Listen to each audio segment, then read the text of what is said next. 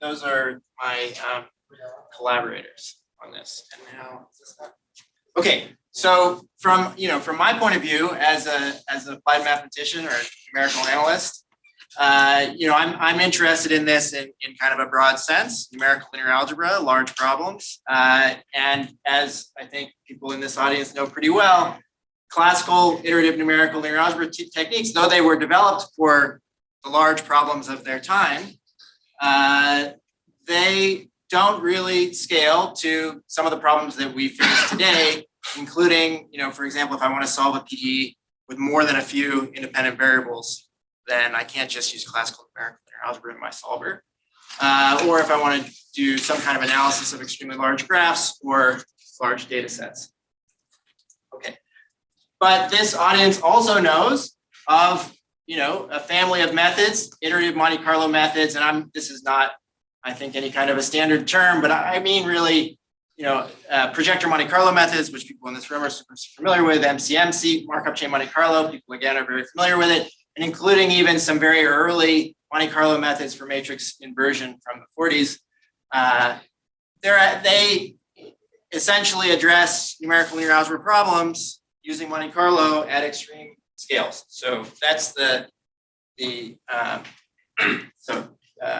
that's the kind of thing I'm interested in. I'm going to abstract that a little bit and say that our goal in this talk, at least, is to accelerate an iteration that I'm just going to write this way. So it's you do something, that's M, and I'll be specific later because I'm going to look at a specific iteration, but you do a matrix vector multiply. That's the expensive part. So that's the part that makes this iteration not possible. That's the assumption for this talk. And then, you do something with that matrix vector multiplication. Maybe I need an extra copy of X in here, and that gives you my update xt plus 1. Okay, and the assumption again is that the cost is dominated by this matrix vector multiply, and that I can't afford it. Okay, or there's also situations which won't really be the case in this talk, but situations where maybe xt is actually just too large to even store, so that it wouldn't even do me any good if you gave me the output of this iteration. Okay, so examples are maybe the simplest iteration, Jacobi iteration. This is for solving ax equals b.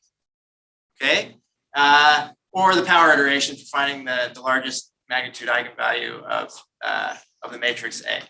Very simple iterations whose cost is dominated by this matrix vector multiplying that you might like to do in really, really high dimensions so A is n by n when n is really, really large. Okay, so we're going to use, to accelerate these iterations, we're going to use sparsity and randomization, which is exactly what iterative Monte Carlo schemes do. And all of those iterative Monte Carlo schemes that I listed, you could say that they iterate let's see, I switched notation. So this X really should have been a B. Sorry about that. You could say that what they do is they evolve a random vector, a random iterate, which I'll write VT here. So it's just a weighted sum of standard basis elements, which you can write as a weighted sum of standard basis elements. These basis elements sit at these standard basis elements. They have their 1 value at the position of some random walker. Okay, and those walkers may or may not be independent. So this is exactly the setup of like a projector Monte Carlo or even a markup chain Monte Carlo with multiple independent simulations. Okay, so these walkers may or may not be independent, and then they all have weights. The weights could in fact be negative, but if you were just doing standard MCMC, then the weights would all be 1 over n. Okay, so there's nothing deep here. I'm just emphasizing that you can think of these things as evolving a random sparse vector. Okay, that's all. That's the only point I make. And so, one of the questions that we had early on was, okay, well, if I just throw out everything else and just think random sparse vector, speed up from a random sparse vector, what kind of an algorithm can we get? What kind of performance can we get? Okay, and then to answer those questions in this talk, I'm really going to focus on Jacobi iteration because it's a linear iteration. It's really simple to analyze, or simpler to analyze than than even things like power method for a general matrix, power iteration for a general matrix. Okay. Okay, so let me just remind you some basic facts about deterministic Jacobi iteration. So it's going to converge for any starting vector when the spectral radius of the identity minus A is less than 1. And then it'll converge to the solution, which I'm writing as V star A inverse B. Okay, so what's good about this algorithm? Well, it only requires order n memory because you just have to store B, and order n squared operations because the matrix vector multiply is order n squared operations. Okay, and then if I were to use a direct method like Gaussian elimination, that would be O(n) cubed. Okay, so compared to those direct methods, this is indeed quite a bit faster and allows you to go to larger systems. But the bad news is that this is still too expensive, really, for a lot of problems that we're interested in today. Okay, so what are we going to do about that? Well, just make observe the obvious fact that if the vector that I'm multiplying A by at each step was sparse, then the matrix vector multiplication would be cheap. Okay, so in particular, this funny norm with a 0 here just means number of non-zero entries. In particular, if I had less than or equal to m non-zero entries in VT, then forming a VT would only cost me order n times m. So if I can get away with m, so if m is much less than n, obviously that's a substantial savings. And I should mention that if A happened to be sparse, for example, if A had something like k non-zero entries per column, then this cost would drop to order k times m, and the output would be sparse, which would be useful too. But I'm not going to focus on that now. Okay, so we're going to do something really simple. We're going to, each time we see VT in the iteration, we're going to replace it by a perturbed vector that's always sparse. So, and the notation I'm using is phi v, so that's the perturbation. V was the original vector. Anytime I wanted to do, so this would be VT, my Jacobi iteration. Anytime I wanted to compute a VT, instead I'm going to compute a phi of VT, where phi is this perturbation to a sparse vector. Okay, and the conditions on that perturbation are that it should have, well, it's random. It should have, in mean, it should be the original vector. Okay, so that if I take the expectation of A phi v, I get back AV. And the number of non-zero entries I'm going to demand is always less than or equal to m. Okay, so the cost, I'm going to say a little bit more about how you generate such a phi in a bit, but for now, let me just say that the cost to generate this random perturbation, the sparse perturbation, is proportional to the number of non-zero entries in the input vector. Okay, so that makes the cost to evaluate this product, the cost to, we call this a compression, a random compression. So it's the cost to compress the vector, the random vector, the input vector, plus the cost to perform the subsequent matrix vector multiply. Okay. Okay. Okay, so then, like I said, we just take our old recursion, which was here, and everywhere we see a VT, we're going to replace it by the compressed vector. Okay, so the iteration is now, at least in principle, cheaper. There's the question of, and this parameter m is a parameter that I get to tune. So just to clarify, though I haven't shown you the rules for this phi compression operation, all of these things are easy to achieve. Okay, so no more than m non-zero entries, no matter how many entries, non-zero entries were in the original vector, and the same expectations. Okay, so then I just stick that in for VT. And right away you can notice, and this is an advantage of thinking about Jacobi iteration, you can notice that if I take the expectation of both sides, the expectations satisfy Jacobi iteration. Okay, so assuming they start from the same place, this is exactly the expectation is exactly the output of Jacobi iteration. So if I run this enough iterations, at least the expectation of my random vector should be close to the solution. If I'm in the scenario where Jacobi iteration was working in the first place, which of course I need to be. Okay. Okay, and if that's true, if the expectation of VT is converging to the solution, then I can hope that some average over the trajectory of the random scheme of the random iterates will also converge to the solution as t goes to infinity. Okay, so this isn't hugely different than what's done in projector Monte Carlo methods for ground state or anything else. It's just I'm just writing it up in a certain way, and I'm looking at the Jacobi iteration because it's easier to think about.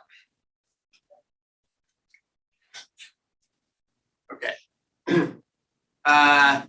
All right. So now, again, one of the reasons that we're thinking about this particular iteration is that we want to say something about its convergence, be able to say something about its convergence, and so that's what I'm going to do next. Okay, so the first question, though, is what is the right way to think about convergence of a scheme like this? So even if you just look at a single compression, of course, we need to look at, right, we're ultimately interested in how close this average is, this trajectory average is to the solution, right? And that's the result of many random perturbations along these iterates, along the steps of the iteration. But it's useful to first think about what's a reasonable notion of convergence. Well, I need to think about what's a reasonable notion of convergence, and it's useful to think about what's reasonable for a single compression, a single one of these compression operations. How close can you hope to be after you compress to get to V? Well, it turns out that the one norm, that doesn't make any sense. You can't possibly be close in the one norm. And you can see that just by taking vectors whose entries are 1 over n. Okay, and then there's no sparse vector that can be close to V in the sense that I don't want to have to take m proportional to n. Okay, if I take m proportional to n, then the whole scheme ends up being order n squared per iteration again, and it's just a waste of time. Okay, so the one norm can't be the right answer. So where we ended up is, well, in a lot of problems, what you really care about is dot products with the solution. That should probably be a V star. What I really care about is dot products with the solution. And so, we should be measuring how well we do at that, at estimating dot products. So we look at this what I call a triple norm error here, which is just the expected mean squared difference in the expected square difference in the in dot products for a particular f, and then supremized over all f's. Okay, over all bounded f's. Okay, so let me say, so in particular, if this is small, it means that you can compute dot products accurately. It doesn't mean you can compute n dot products accurately. It means you can compute order 1 dot products accurately. Okay, so let me just mention a few useful properties of this norm. The first one, let's ignore. The second one is pretty easy to see. If x is not random, then this triple norm is in fact the one norm. Okay, and it just has to do with if x is not random, then this, well, let me go forward. If x is not random, then this expectation disappears, the square root and the square go away, and it's just the supremum of f dot x for an f with bounded entries. Okay, so on the one hand, if x is not random, you get the one norm. On the other hand, if x has independent components, you get the two norm. Okay, the expected two norm squared. And in general, you can show that this notion of error that we're talking about here lies somewhere between the expected two norm squared and the expected one norm squared. Okay, so this is the sense in which I'm going to ask about the convergence of the method. Okay, we need to make some assumptions about the compression scheme. And again, without getting into the details yet of the, oh, I need to move that thing on the bottom. Can I move that or?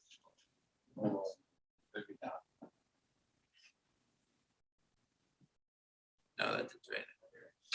Okay. Okay, so first thing is that it's very easy to exactly preserve the one norm with my compression. That ends up being important for stability when we're looking at the Jacobi iteration.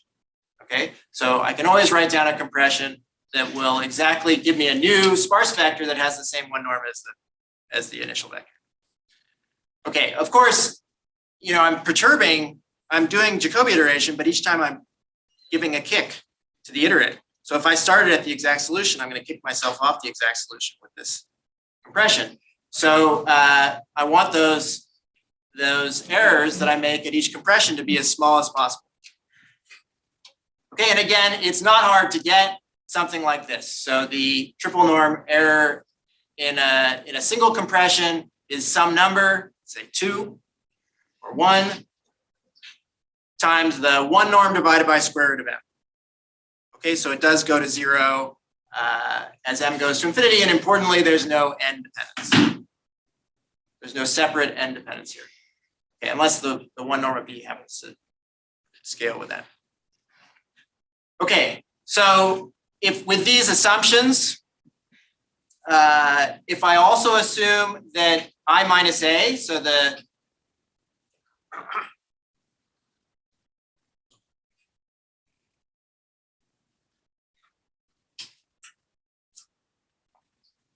I also assume that I minus a, the matrix that's multiplying Vt at each iteration of Jacobi iteration, if I also assume that that has one norm less than alpha, so which is less than 1, so this is quite a bit stronger than having the spectral radius less than 1. Okay, but if I also make this assumption, then I get a bound on the error between my my trajectory average of my random iterates and the true solution.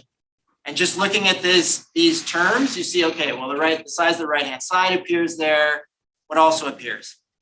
If I minus a isn't a very strong contraction in this sense, then alpha is going to be close to 1, and this number is going to be big. Okay, that's sort of what you'd expect. If there's not a lot of stability in the deterministic iteration, there's not a lot of stability to kind of squish out the random perturbations that I'm making at each iteration. Okay, and then I have 2 terms here. One is the variance coming from the variance, okay, and it goes away if either I take m really, really big, so my perturbations at each step are getting smaller and smaller and smaller, or I take t really large, meaning I'm averaging over a longer and longer trajectory. So either one of those will make the error go away, the variance go away. And then there's a bias which scales, which decreases like, take out the square root, like 1 over t. That's a slower convergence than the Jacobi iteration itself, because the means are trajectory averages of the iterates of Jacobi iteration. Okay, which is a dumb thing to do if you have a method that's converging geometrically. Taking a trajectory average is not a smart thing to do. Okay, so the trajectory average is useful here and not useful and not helpful here. You can actually improve this if you delay the trajectory averaging a bit, you get some of the geometric convergence in the beginning. Okay, but the main point is that here there's no dependence on n in the bound. Okay, some of these terms could potentially, alpha, for example, I mean, there's no one way to take a set of matrices in higher and higher dimensions. So if your set of matrices as you go to higher and higher dimensions, if the alpha gets closer to 1, this is going to break down. It's going to have an n dependence, but there's no separate n dependence in the bound. Okay, and now let me just say that this does apply to schemes that would be very similar to projector Monte Carlo or particular FCI QMC schemes, where where phi corresponds to picking the non-zero entries of phi is done basically according to the size of the entries. So this is the element y's absolute value divided by the one norm. So this is like a probability vector. I can think of that as a probability to select each entry. And the selected entries, they're the ones that become non-zero. Here's the details, in fact. So Ni here is the number of times an entry would be selected. It's a random, there's different ways to do that, smarter ways and less smart ways. But what will always be true is that the expected value of Ni, the number of times it's like the number of times that entry is selected, is always going to be m times this probability, the probability of selecting I, and then weighted by these numbers here. And if you just think about it for a second, you take the expectation, you see the right things cancel, and the expectation of phi v sub I is vi. Okay, so that's one way you could think about how these compression schemes work. Father, what's the definition of B? B was we're solving AX equals B. Okay. And actually, I think I should say that I think this bound in particular requires that I started the iteration at B. Otherwise, there should be some signal at the initial condition. Okay. So now a different kind of convergence. Suppose instead of assuming this kind of mean squared bound on the size of the perturbation that I make at each step, suppose instead of that, I have an exponential moment bound on the size of the error, measured this way. So for any f, I compute the difference in the dot product, I take the exponential, and then I take the expectation, and that should be bounded by a number that looks like that.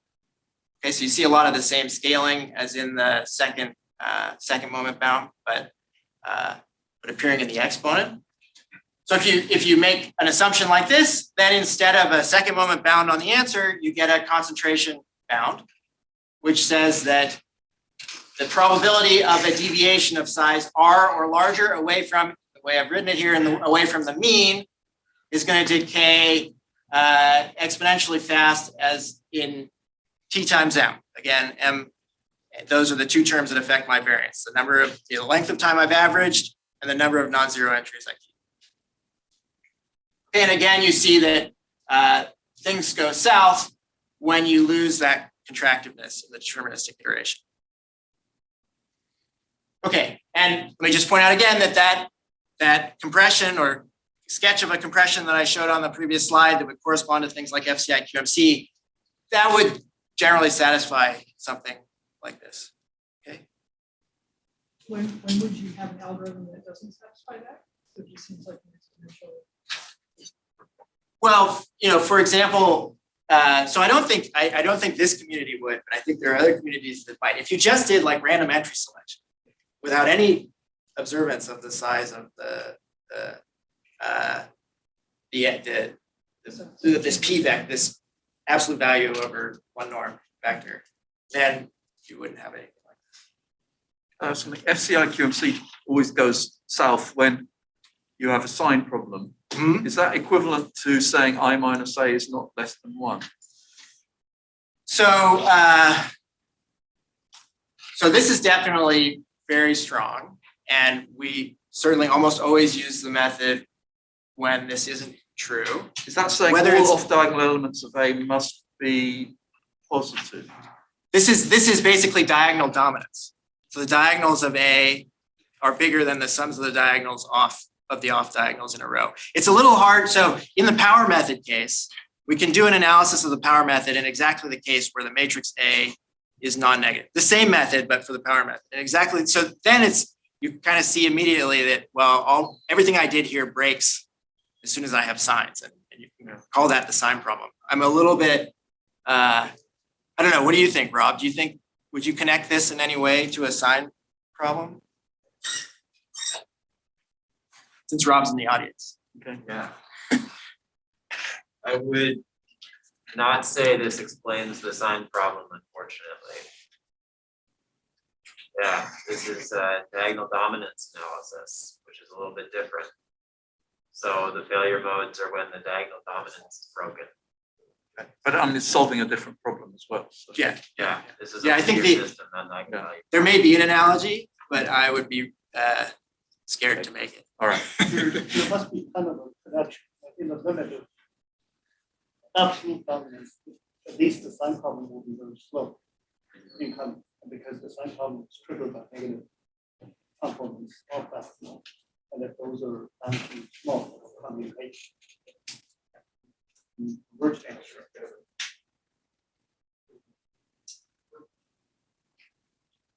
I'm not sure. I mean, it sure would have been good to explain the sign problem mathematically, but this work did not accomplish that yet. Well, like I said, in the power method case, it's easier for me to see that connection. All you can say is if there are signs, then we can't prove what we could prove when there weren't. That doesn't, explain the sign problem at all. What you'd like to say is something a little bit more general. Okay, yes, we don't get this nice completely independent of n bound if there are signs, but if it has this structure still, even though it has signs, then maybe we get something that's sublinear in n. That's not number of electrons. So there are lots of things I think that we would like to say, but can't. Yeah. Okay, I think that's an interesting question. Is when you get away from these really kind of absolute bounds and you ask, okay, well, what kind of structure still works, but maybe with a not quite completely free of n dependence? I think that's an interesting question.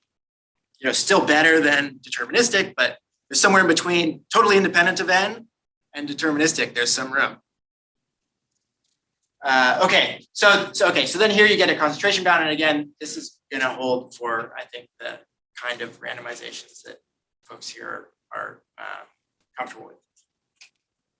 Let me mention that what we actually do is not that compression. We use a rule that preserves the largest entries exactly, and then uses a selection scheme similar to the one I wrote on the other slide for the remaining smaller entries.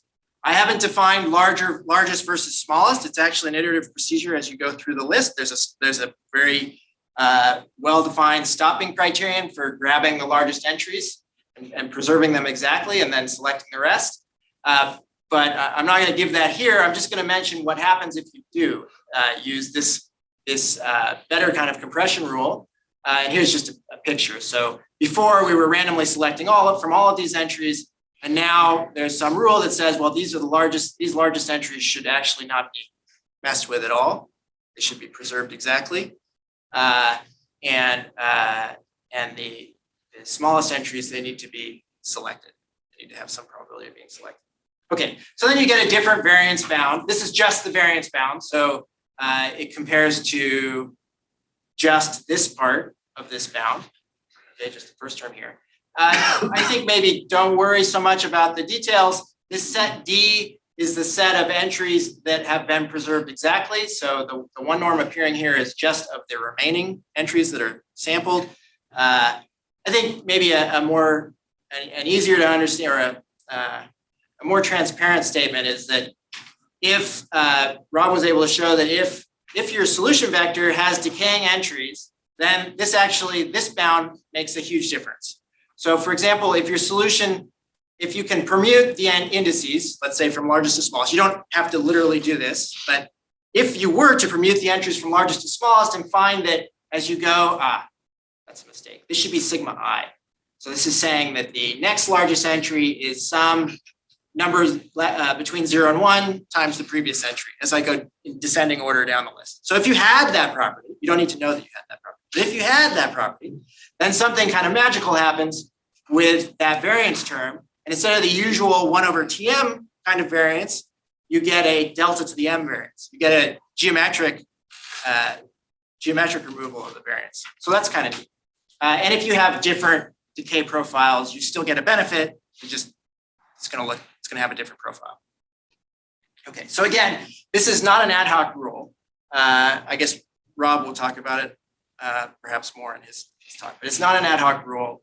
There is a very specific criterion for this. If you remove too many entries, then you have to put too much probability on the remaining entries that you select from. And so that causes a lot of error. If you remove too few, of course, you have a lot of error. So there's a very specific rule. Jonathan, not getting the previous slide. What do you mean by this sigma I plus 1? Yeah, it's because I didn't write it right. so it's not your fault. Let me write it correctly.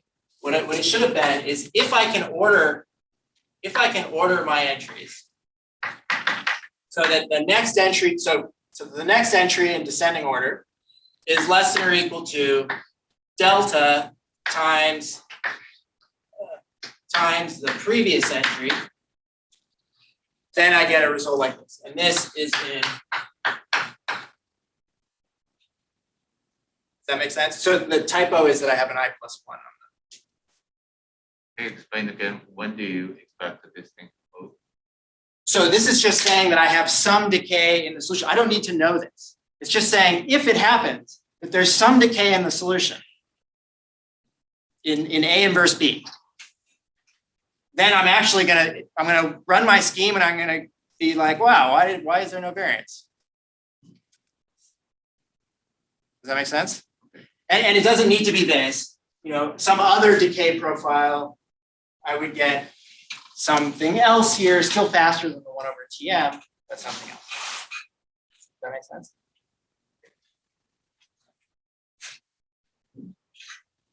Okay, since I'm selecting largest entries, I want to just say, okay, well, why not just dispense with all this Monte Carlo stuff and just select the largest entries? I want M non-zero entries. Why shouldn't I just take the M largest non-zero entries?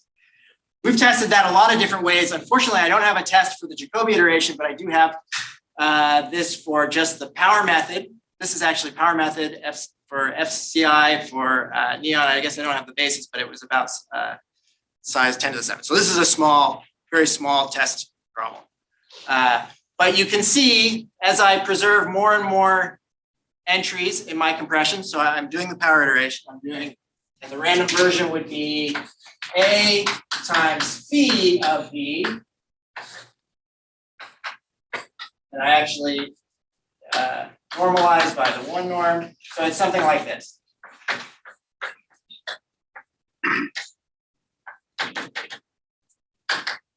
Okay.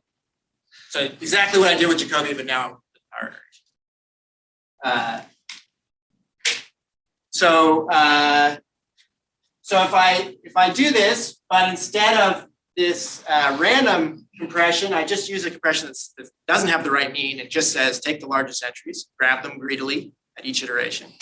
Then you see that I get a lot slower convergence even with the same number of non-zero entries. And actually, because this problem's small, this is pretty mild. On all the other problems I've looked at that are bigger, it's been a total disaster because the deterministic compression, it likes to converge on something really fast. And once it's converged on that thing, it's a fixed point, it's done, it's stuck. It'll never move off of it, and it's never the right answer. So it's often quite far. So that doesn't work. I just like to say that because I know that the method we use somehow sort of suggests truncation. So sorry to interrupt. This is essentially very similar to FCI QMC, Exactly, iterating with I. Yeah. I mean, because this is smaller, we actually don't. If I wanted to get something closer to FCI QMC, I would need to also introduce, and we do this, but also need to introduce some randomness in A. Yeah. Okay. But you don't have a sign problem here.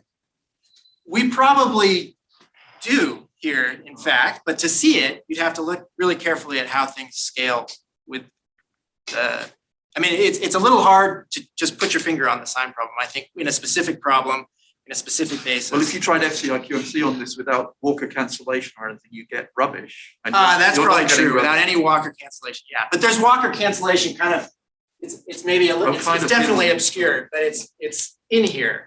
For one thing, there's some cancellation of signs going on when I multiply by A, right? Because I pull out, so what does this do? It pulls out certain columns of A.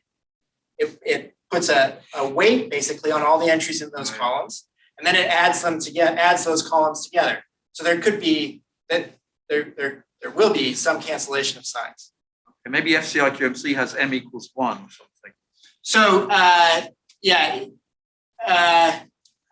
to write it to really write down FCI QMC, I would have to introduce some sparsity, some randomization of A, which is something we also do as well when we solve this problem, but we do it in a way that's a little bit different than FCI QMC. But if you allow me to introduce some random sparsity into A, it can make FCI QMC look like this. So I think what I'm saying is relevant to FCI QMC. So I believe when you fix M and pick deterministically the largest M's, that is not stochastic at all. That's in quantum chemistry what we would call truncated CI. So there's no noise. The only way you add noise is if you introduce some randomness. So this for any given entry, the energy you'll get will be always an upper bound to the true energy, and that's sort of deterministic. Yeah, that's right. That's right. This is in fact variational. I mean, there's no point in doing any kind of averaging over these trajectories. You just take the very best energy that you see, because that's has to be best. Okay, that helps. Yeah, I mean, that's not to say that other deterministic things that you might consider entry selection are a bad idea. Like selected CI works quite well in a lot of situations, but it's a different kind of selection of largest entries going on there. Okay, so that's why we don't truncate. And let me just tell you some very, very, very preliminary results about trying to apply this to. So we've done a lot with FCI, but now trying to do something similar with couple clustered.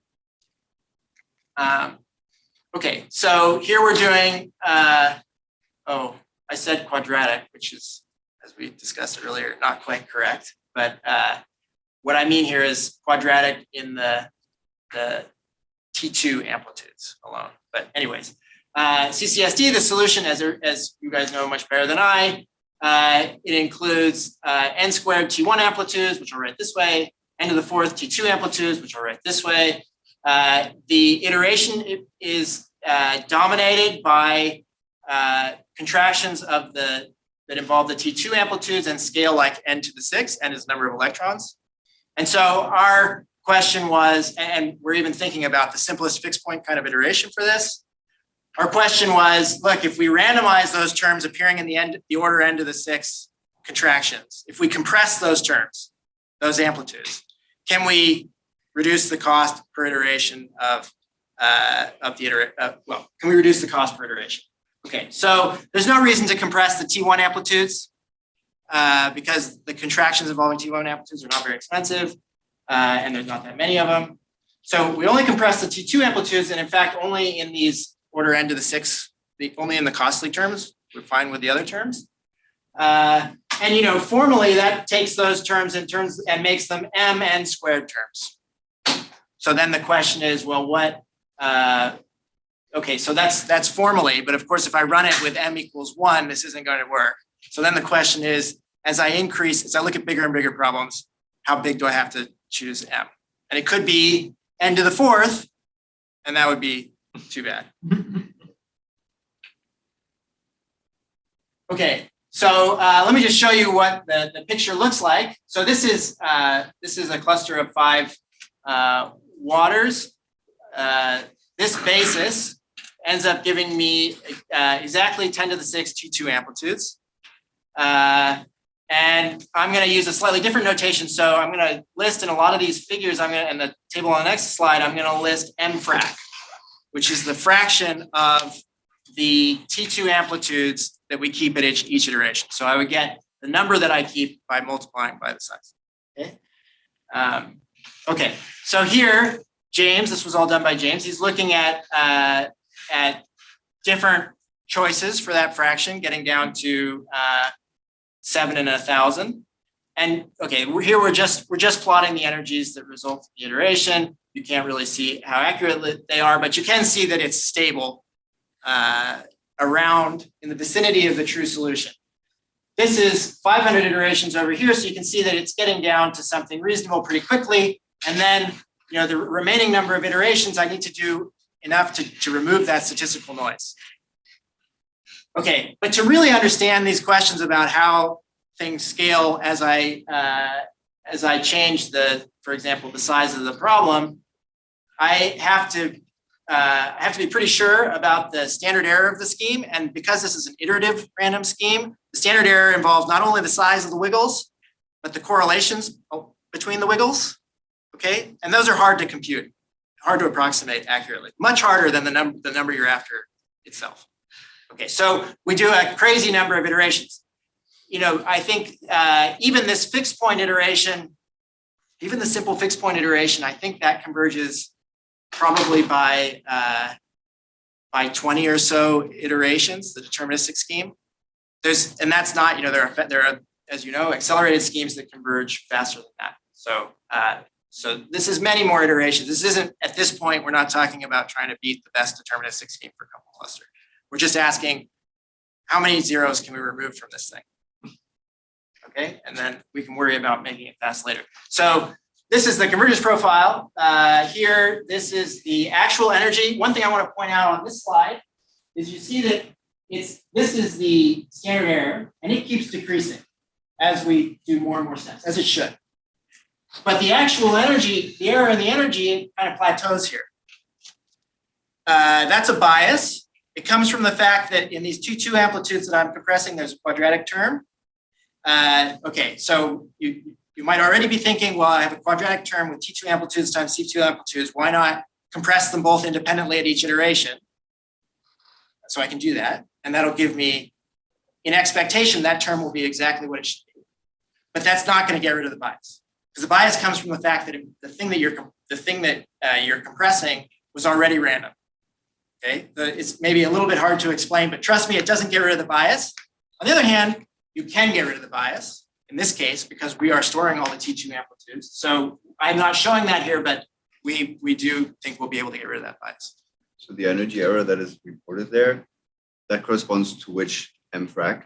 Is it because it's blue, the 0.007? This one, I'm pretty Right, sure. okay. This one, yeah. So the question, so this double contraction, you're saying because in the previous step it was already contracted, then you multiply with and expanded and then contracted. Yeah. But what if you actually took two completely independent copies and then kept propagating? So you could, but then you get a different problem. You get that these two things could be quite different, and you So can get a then lot they of have variance. such- But there's, in this specific case, because we're actually we're computing this trajectory average anyways, we could actually make one of the copies a compression of that, and that should have completely eliminated the bias. So we haven't actually done this. Congratulations to James. He got married a month ago, and it's been bad news for me because I can't contact him while I put this together. But yeah, we believe that we'll be able to do that, to get rid of the bias. But still, like I said, I mean, I want to be careful to say that at this point we're kind of poking around and seeing, okay, how many of the non-zero entries can we get rid of and still get a good answer. I'm certainly not saying your best deterministic iterative scheme for a couple clusters is going to be slower than what we're talking about. What ends up being the scaling between removing entries versus the number of there's cost for the stochasticity. It's a couple of cluster people paid. So are you winning in terms of iterations at all? Well, so there's a few ways in which we lose. One is that we've added stochasticity that we need to average out. But another big way that we lose is that we have to write a lot of these routines ourselves, looping over non-zero entries. So we lose a lot of optimization. So putting that all together, I think James said that we're close to comparable with the deterministic fixed point iteration at this point. Just if you wanted to get to a fixed accuracy and a certain, who gets to that accuracy fastest. But again, that's not the way that you guys would do couple clusters. Can something formal be said about the size consistency of the scheme? So you mean how do I need to? Can I say that we want to know how fast as I increase n? Do I need to increase m? Yeah, exactly. Yeah, that's a really hard question to answer. I'm going to show you something kind of promising, but again, with all the caveats about this being super raw. So James asked exactly that question. Okay, what happens if I just take larger and larger? So again, there is no one way to increase the dimension of a problem. Problems tend to come with a fixed dimension. But here's one way. We can take larger and larger water clusters with the same basis. And so you can see the sizes growing here almost by 2 at each step. And you can see, so the bias is not changing much. I think we'll be able to get rid of that. okay, meaning make it go down. The standard error, though, interestingly, for the most part, it is decreasing as we go up with a fixed M frac. Okay, so in fact, it's a pretty good fit to 1 over square root 2, which is sort of interesting. So that's something we do, right? I said that this is about increasing by a factor of 2. So that's sort of interesting. But again, this is so raw that we need to see what happens. So this implies that then the total scaling would be cubic, right?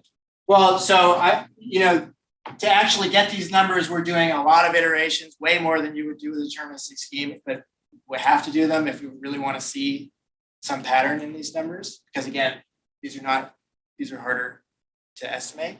What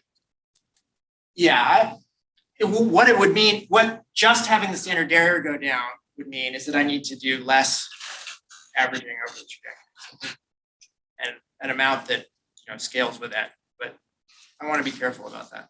Okay, so then the M could be possibly even sublinear with the size of the It's system. possible. Yeah.